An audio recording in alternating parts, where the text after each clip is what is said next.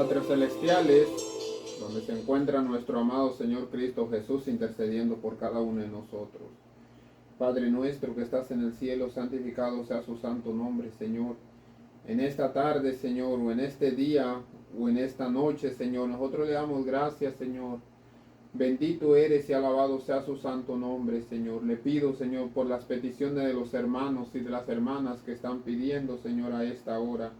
Escuche sus oraciones, Padre Santo. Hay muchas personas que están pidiendo por la salud espiritual, Señor, y otros por la salud física. No se aparte de sus oídos, Padre Santísimo, se lo suplicamos, Señor. Perdónenos, Señor, nuestros pecados, Señor. Gracias, Padre Santo, por ser sumamente bueno con cada uno de nosotros. Ayúdenos, Señor, a que nosotros sigamos en la guerra, Señor, pero sin caer, Padre Santo. Gracias, Señor. Todo se lo pedimos en el dulce nombre santo de nuestro amado Señor Cristo Jesús. Amén. A Él sea la honra y la gloria por los siglos de los siglos santos. Amén. Le damos la bienvenida a cada uno de ustedes, mis amados hermanos. Nuestro Dios es sumamente bueno con cada uno de nosotros. En el tema que nosotros estamos estudiando prácticamente el remordimiento de los hermanos de José, porque están en una situación difícil. Ya llevamos como 3 días en este mismo tema. Las personas que nos han estado siguiendo saben claramente de qué es lo que estamos hablando. Nos hemos detenido detenidamente en este tema, o en este versículo más que nada del capítulo 42 de Génesis, versículo 21, porque hay un símbolo encerrado, muchos símbolos, pero especialmente en este versículo, hay muchas cosas que nosotros debemos estar viendo y analizando. Vimos claramente que José, el que había sido vendido por sus hermanos, después él fue el gobernador de Egipto y mandó a sus hermanos a encarcelarlos. Los llevó, estuvieron encarcelados 3 días. Mas sin embargo los hermanos, dentro de su conciencia, dentro de ellos decían claramente que lo que estaban pasando era por causa del pecado que habían cometido con su hermano al verlo vendido. Pero ellos no sabían claramente que aquella persona ellos tenían enfrente es el mismo José a quien ellos un tiempo, 20 años aproximadamente atrás, habían venido. Entonces ellos dicen: pues vimos la angustia de su alma gritándonos: hermanos, por favor, hermanos. Mas cuando nos rogaba, nosotros no escuchamos. Habían ensordecido sus oídos y no escuchamos el ruego de su hermano que no lo vendieran. Por eso ha venido sobre nosotros esta angustia. Ayer estuvimos hablando acerca del Espíritu Santo. También esto entra aquí, en este tema. Gracias a Dios que ayer terminamos acerca del Espíritu Santo. Ahora, hay una predicación que se está dando en este tiempo a todo el mundo, nación, pueblo, lengua, tribu. Pero más sin embargo, están como los hermanos de José. No quieren escuchar la voz de Dios por medio de los siervos de nuestro Dios, que claramente quien los inspira es el Espíritu Santo a que hablen. Pero muy pronto esas personas, por no querer escuchar las palabras de Dios, por eso va a venir una angustia que muchos de ellos no van a poder soportar. Solamente los que estén claramente con nuestro Señor Jesucristo, porque nuestro Señor Jesucristo les dará la victoria para que soporten ese tiempo de angustia. En Primera de Pedro, capítulo 3, versículo 18, nosotros hablaremos claramente cómo Dios, por medio del patriarca Noé, predicando a una nación rebelde cuando él estaba construyendo el arca porque se venía un diluvio. Y más sin embargo, en el versículo 18 nos habla acerca de Cristo, pero en el 19 y en el 20 nos va a hablar claramente de esa predicación que hizo Dios por medio del siervo Noé o el patriarca Noé. Dice la palabra del Señor en el versículo 18 que Cristo Jesús murió, el justo por los injustos, una sola vez por los pecados, muriendo el justo Jesús por los injustos que somos nosotros, para llevarnos hacia Dios. o reconciliarnos con Dios, siendo a la verdad Cristo Jesús muerto en la carne. Muchas personas aquí podemos decir que muerto en la carne quiere decir que murió corporalmente, pero vivificado en el espíritu. Claramente tuvo vida nueva porque habitaba la vida en él. O sea, el espíritu de Dios habitaba en él. Esa traducción podría ser correcta, pero lo que yo quiero llevarlos es claramente que Cristo Jesús siempre fue muerto en la carne, porque él nunca complació los deseos de la carne, mas simplemente diariamente era vivificado por el Espíritu para seguir viviendo en el Espíritu. A eso es a lo que yo me refiero, y también me refiero claramente que nosotros podemos llegar a ser muertos en la carne, pero vivificados en el Espíritu, o vivir bajo el mandato, la enseñanza o la dirección del Espíritu Santo, el cual también, ¿quién? Cristo Jesús predicó a los espíritus encarcelados. Este tema ya lo hemos nosotros analizado, así es que no me voy a detener mucho tiempo. Cristo Jesús predicó a los espíritus encarcelados. Los espíritus encarcelados vienen siendo los espíritus que tenían estas personas que los tenían encarcelados. Y solamente Noé estaba predicándolo para que el espíritu que ellos tenían, que estaban encarcelados, fueran libres. Dijo Cristo Jesús: y conoceréis la verdad. ¿Quién tenía la verdad? ¿Noé o las personas de allí? Claramente Noé. Y conoceréis la verdad, y la verdad os hará libres. Y claramente estas personas no eran libres porque estaban encarcelados espiritualmente, porque tenían espíritus que los habían encarcelado.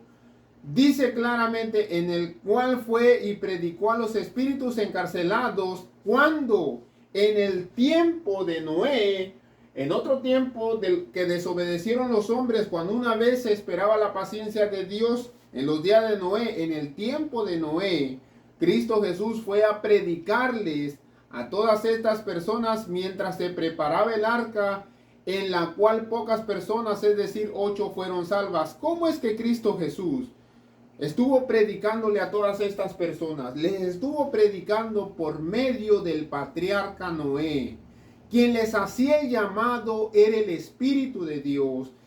Era el Espíritu que estaba habitando dentro de Noé. ¿Noé qué espíritu tenía?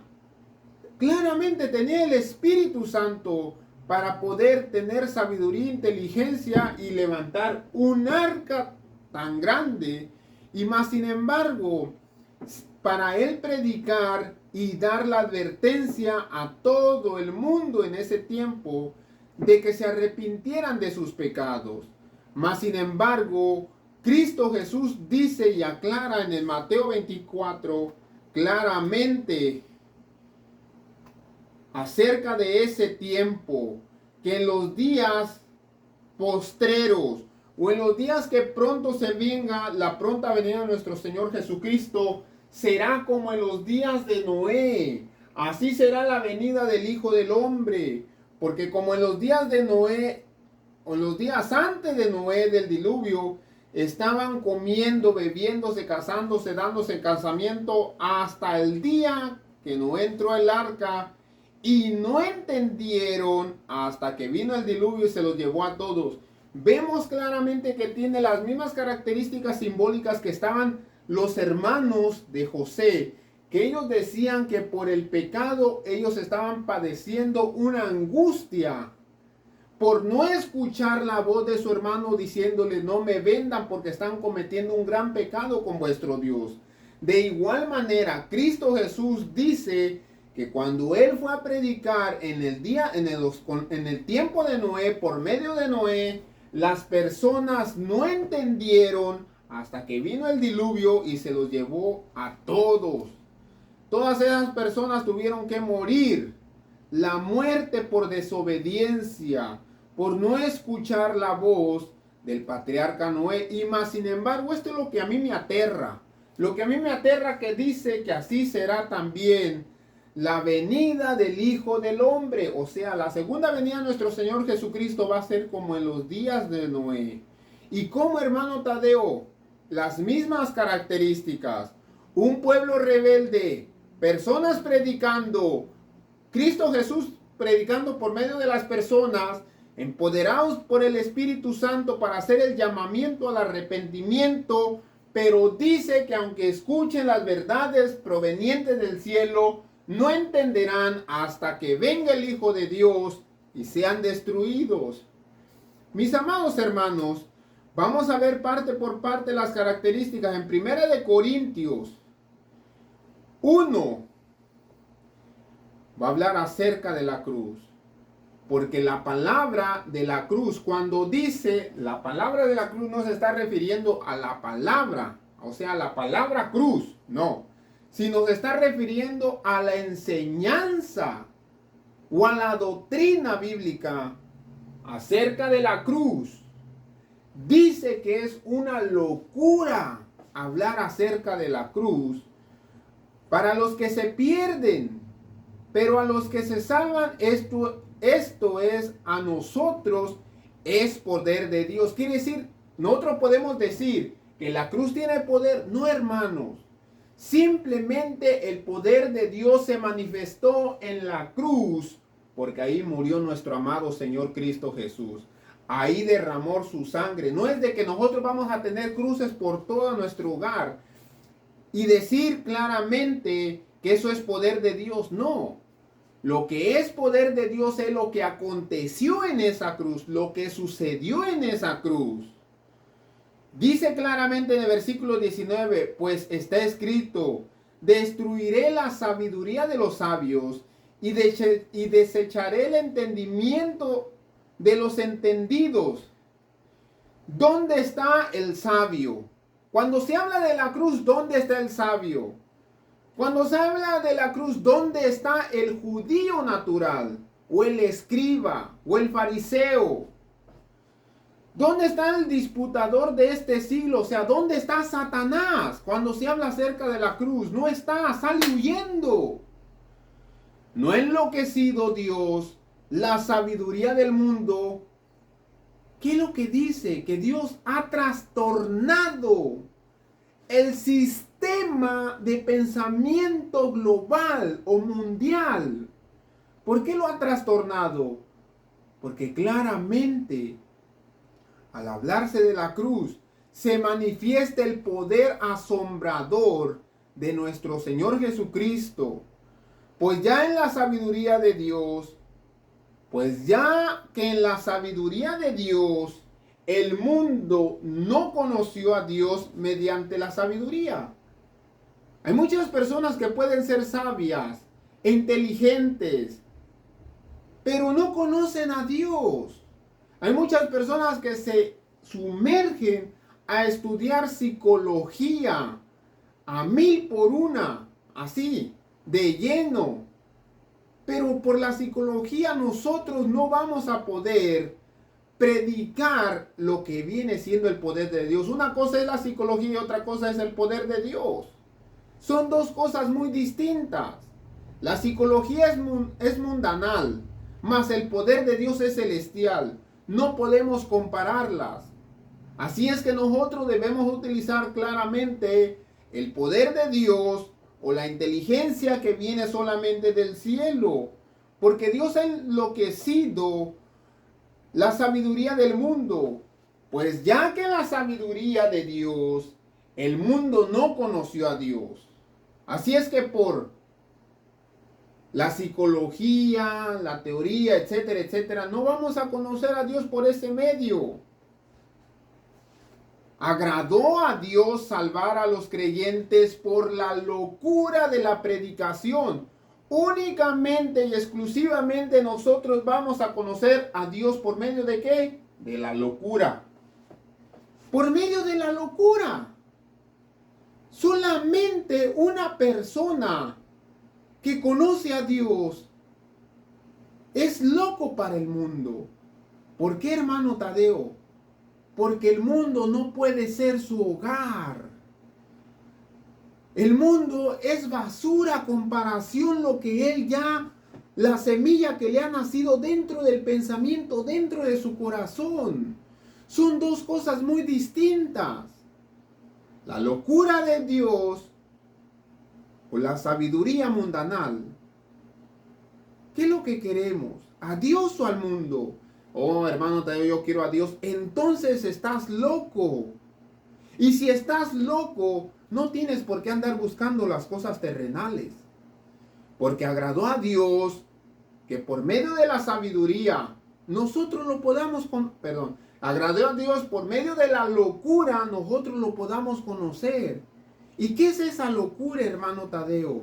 A esa locura se le conoce como el amor. Solamente una persona enamorada es un loco. No mide las cosas, sino claramente avanza y camina. Esa es una persona que está enamorada o enamorado. Están locos, porque el mundo no puede comprender lo que ellos sienten, lo que ha nacido dentro de su corazón. En 1 Corintios capítulo 13, versículo 4 en adelante, nos habla acerca del amor. ¿Qué persona quiere sufrir? Solamente una persona loca. Ah, bueno, el amor es sufrido. El amor es benigno. El amor no tiene envidia. El amor no es jactancioso y no se envanece. No hace nada indebido. No busca lo suyo ni se irrita. No guarda rencor. No se goza de la injusticia, mas se goza de la verdad. Todo lo sufre, todo lo cree, todo lo espera y todo lo soporta. El amor nunca deja de ser, pero las profecías se acabarán. Cesarán las lenguas, la ciencia se acabará, porque en parte conocemos, en parte profetizamos. Mas cuando venga el perfecto, que es Cristo Jesús, entonces lo que es en parte se acabará. Cuando yo era niño, hablaba como niño, pensaba como niño, jugaba como niño, pero claramente ahora que somos hombres, mas cuando ya fui hombre, dejé lo que era de niño, pelear por el chupón, pelear por el juguete. Y ahora cuando habla de hombre, claramente cuando ya soy una persona adulta o madura, en el sentido mental, así es que ya no voy a buscar las cosas de los niños, voy a buscar las cosas maduramente. Ahora vemos por espejo oscuramente, mas entonces veremos cara a cara a nuestro Dios. Ahora conocemos en parte gracias a la palabra de Dios, pero entonces conoceremos tal como fui conocido. Ahora permanece la fe. ¿Cuántas personas tienen fe? El 90% de la humanidad dice que tienen fe. Mas sin embargo, claramente dice que ahora permanece la fe y permanece la esperanza. Y también el amor. Pero de estos tres, el mayor de todos es el amor. O sea, es la locura. Satanás miró una locura lo que Cristo iba a hacer por la humanidad. Satanás conoció a Cristo Jesús sentado en un trono, ángeles sirviéndole, ángeles estando a su disposición. Una guardia celestial siempre lo protegía al Hijo, al unigénito Hijo de Dios. Satanás lo conoció en el cielo. Y en la cabeza de Satanás no le cabía que el verdadero o el Hijo de Dios o el verdadero Dios tendría que venir a morir por las personas infectadas por el pecado. Esa es una locura. Satanás nunca lo pudo comprender y no lo pudo entender, porque eso no estaba registrado en su sistema mental y mental que él tenía como ángel antes del pecado. Porque acuérdense que Satanás no siempre cometió pecado. Hubo un tiempo en que Satanás se regía las reglas de Dios. era obediente. Estaba a disposición claramente del servicio de Dios directamente. Por eso es que se le llama Luzbel, el portador de luz. Él era claramente la persona que dirigía la orquesta en el cielo. Él sabe claramente cuál música le agrada a Dios y cuál música no le agrada a Dios. Él sabe claramente lo que le agrada a Dios y lo que no le agrada a Dios. Por eso él no pudo comprender en su mentalidad de ángel. Mas sin embargo, el pecado había oscurecido todo lo que viene siendo la locura. Solamente los locos, por amor a Cristo Jesús, dejarán el mundo y seguirán a nuestro Dios. Escuchen claramente lo que dice 1 de Pedro, capítulo 2, versículo 24. Quien llevó Cristo Jesús, eso es la locura. ¿Por qué murió Cristo Jesús en la cruz? Muchos podemos decir por nosotros, los pecadores. Y están en lo correcto. Cristo Jesús murió en la cruz por la locura que había dentro de él. El amor. Un amor tan profundo, un amor agape, que ningún ser humano lo puede proyectar. Solamente Dios es el único que puede proyectar ese amor. Cristo Jesús le dice a Felipe, Felipe, ¿por qué me dices que te muestre al Padre? ¿Qué no me has visto a mí?